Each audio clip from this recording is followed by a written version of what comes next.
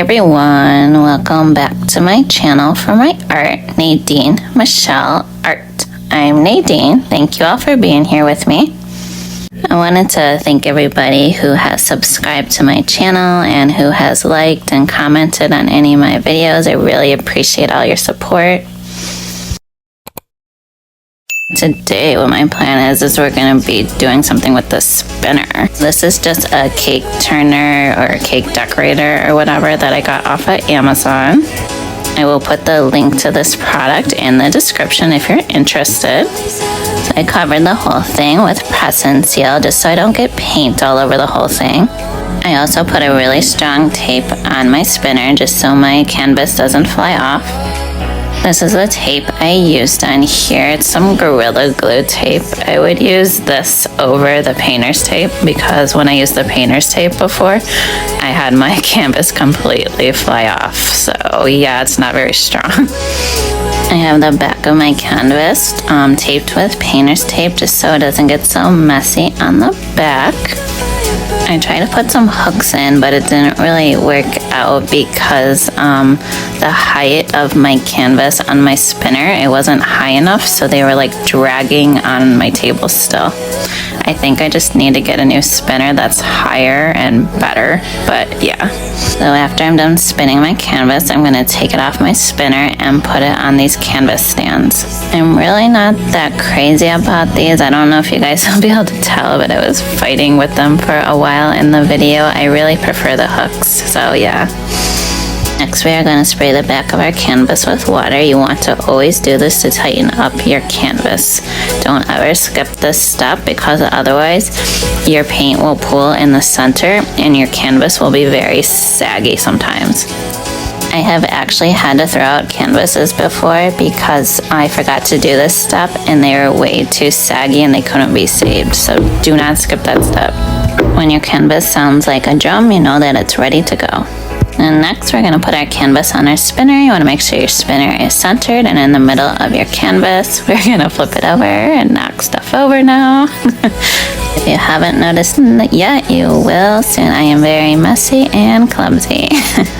And now we're going to level our canvas. Do not skip this step. Always make sure your canvas is level on all four sides or your painting will be ruined. All your paint will roll off the sides.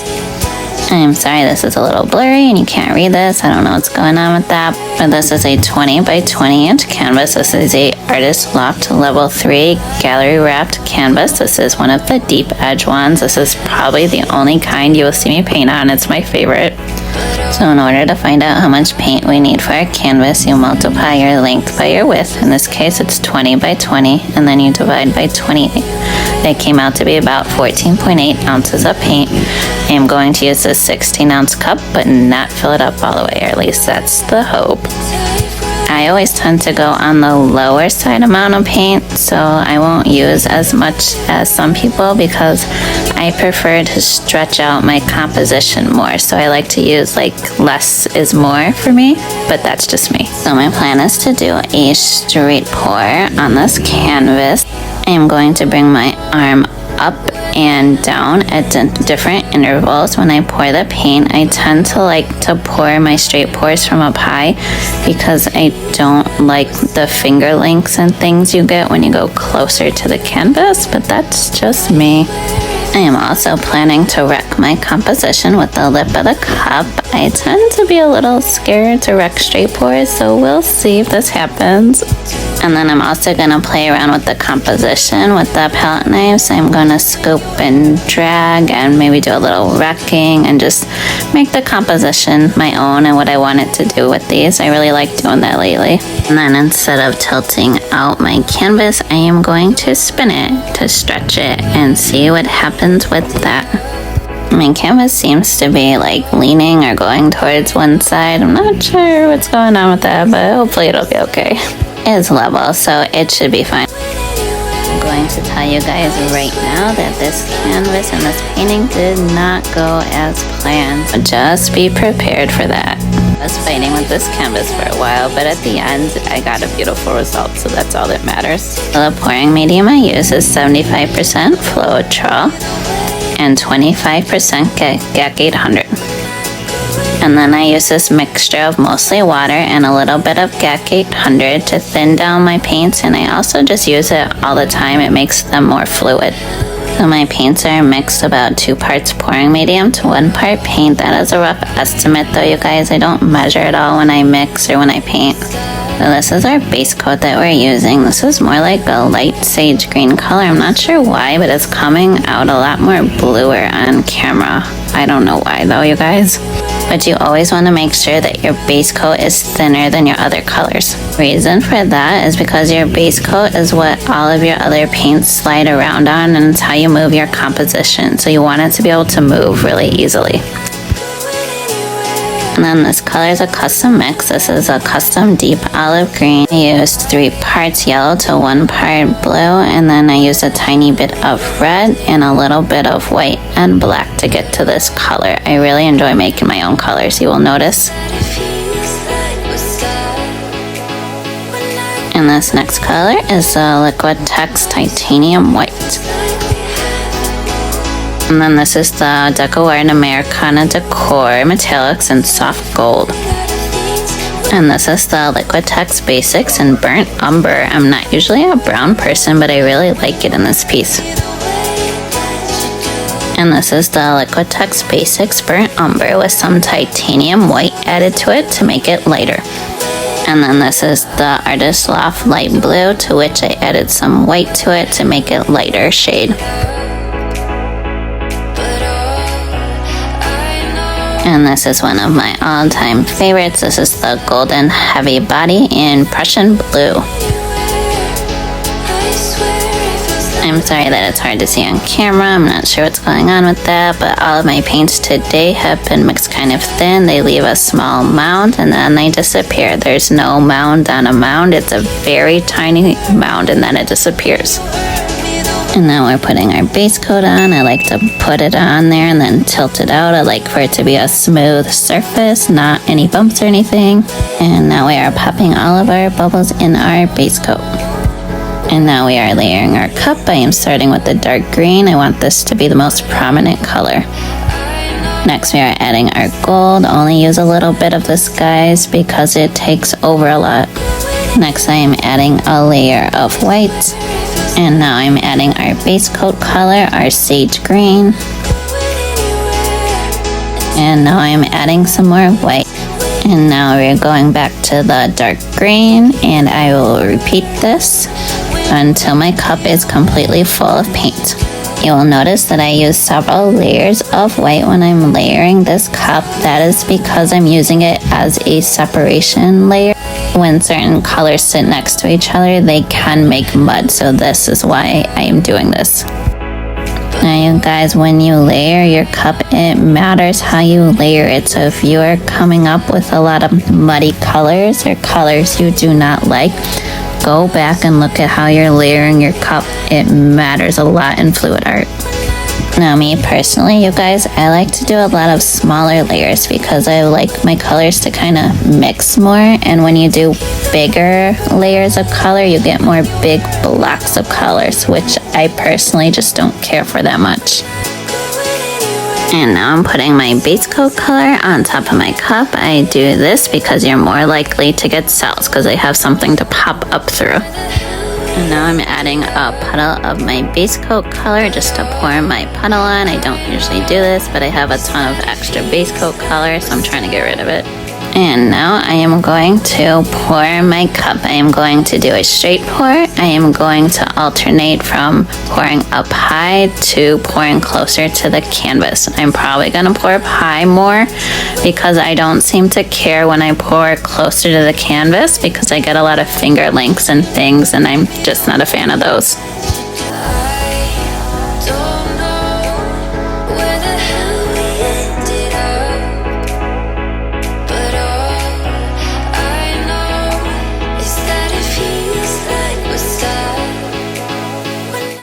And now I am fixing my center. I did not catch my drip very good, so I'm just making it more circular. Now with straight pours, they produce a lot of bubbles, you guys. You might be torching for several minutes, but please make sure you get them all out. Okay, so now this is the part where we need to be patient. If you want all of those cells, you have to give time for the chemical reactions to take place. I know it's hard, but you have to wait at least 2 or 3 minutes before you start stretching, and your cells will get bigger. Okay, now I'm gonna wreck this a little with the lip of my cup. I'm probably not gonna do big wrecks because when it comes to straight pours, I'm always so scared to wreck them. But I'm going to do some. I told myself I would do at least some.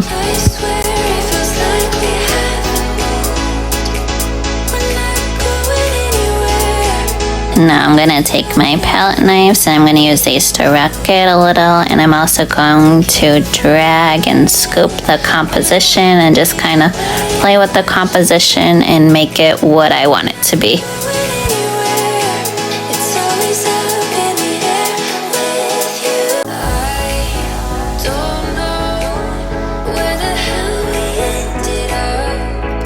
And now we are going to start spinning. So for this video, you guys, I had to spin extremely slow. And the reason for that is my fault. I didn't feel like setting up the extra plastic or taking out a puppy pool. So I told myself, well, if I spin it very slow, then, you know, I won't get paint everywhere. So let's hope for the best and hope that that happens. Otherwise, my husband is going to be extremely mad at me if I get paint everywhere. So a few tips with spinning: make sure that if you spin in one direction, that you go back and you spin in the opposite direction so that it evens out. You don't want to only spin one direction. And another tip is make sure you spin slow. I mean, yeah, I had to spin slow, but you don't need to spin so fast to where your paint is going everywhere and it's going all over the walls and moving extremely fast, because that's how you mess up your composition. Just like with tilting, how you tilt really slow to keep your composition and not mess up your cells. Well, it's the same thing with spinning. Okay, now I'm gonna speed you guys up and let you watch me spin this.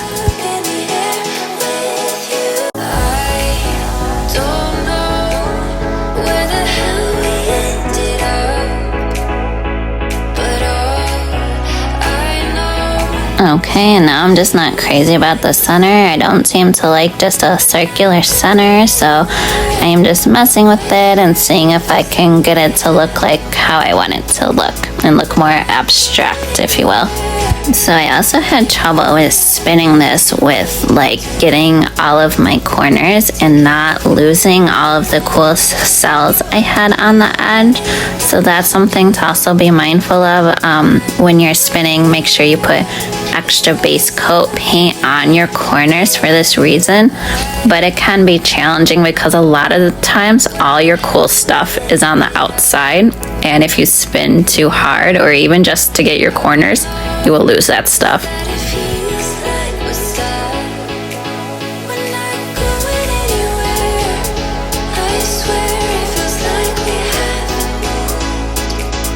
So now I decided to take my canvas off my spinner because I don't have as much control as I do when tilting it, and I was losing all the cool stuff on the edges, but the corners weren't covered yet. So that's why I decided to take my canvas off the spinner and tilt it.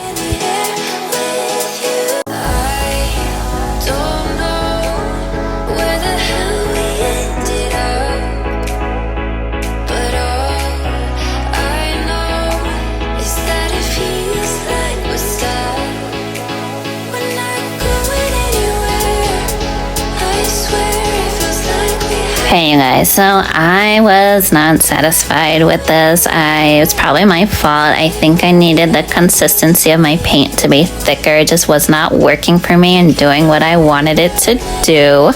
I did this pour probably about 3 to 4 times. So this next part's probably hard to watch, especially if you liked this piece, but it just was not working for me, and I couldn't. I can do better. I know I can. So I went back to the drawing board and I decided to do something that I know really well and that I can do, because I didn't want to risk ruining this canvas because it's a really nice canvas. Oh man, though, this messy base coat and this uneven one with bumps everywhere is giving me anxiety. So I decided to do a flip cup and to forgo the spinner right now because I just didn't want to ruin this canvas. It's a really nice one. So I'm doing what I know I can do. So make sure when you're doing a flip cup that you hold the cup with the wrist of your hand, not your whole hand, or your paint will go everywhere. Okay, I'm gonna do what I normally do and wreck it with the lip of my cup, and then use my palette knife to wreck it and to swipe it and drag certain parts and make the composition mine. Okay, now we're gonna tilt our canvas. Remember, we want to tilt very slowly so we don't ruin our cells and mess up our composition.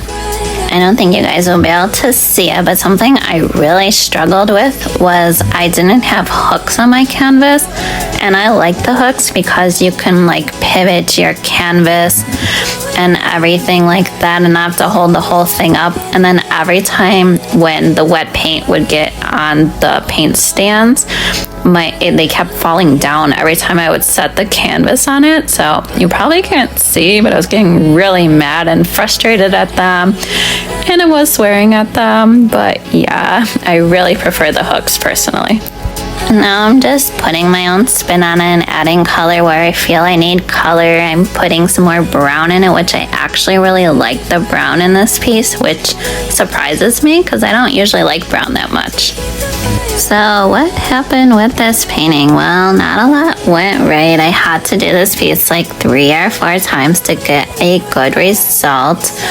What happened is my paints were not thick enough. They were too thin and I was not getting the results I wanted at all. So I ended up doing a flip cup with this piece. So if you're having trouble, you guys, check your consistency. Everything comes back to your consistency in fluid art. Another piece of advice I want to give you is like we all have a plan of what we want to paint. We have something in our mind of how we want it to come out. Well, the minute you dump your paint onto your canvas, in a puddle, let go of that plan. Like fluid art does not care about your plans. It really does not. So you have to just let go of your plans and just go with the flow and be okay with that. This painting, as you saw, did not go planned at all, but the end result, I really like it. It's really beautiful. I was a little on the fence about it at first, but it kind of grew on me. And sometimes you have to do that. You have to walk away, let it dry, whatever, look at it from different viewpoints, and it might grow on you. Okay, you guys, so here it is. I apologize. It is coming out looking a lot more blue on camera than it really is. It's more a light green kind of shade. Not sure what that's about, but yeah. I'm generally not much of a brown person, but honestly, you guys, I really, really like the brown in this piece. And I wanted to thank everyone for all of your continued support. Thank you for subscribing to my channel. Thank you for liking, commenting on my YouTube and all my other social medias. I really appreciate everyone's continued support. Really, I really do. And if you have any questions on anything, please feel free to ask me those in the comments, or you can always email me as well. I would love to hear from you. And thank you everybody for watching, and I hope to see you next time on Nadine Michelle Art. Bye. Now go create something beautiful.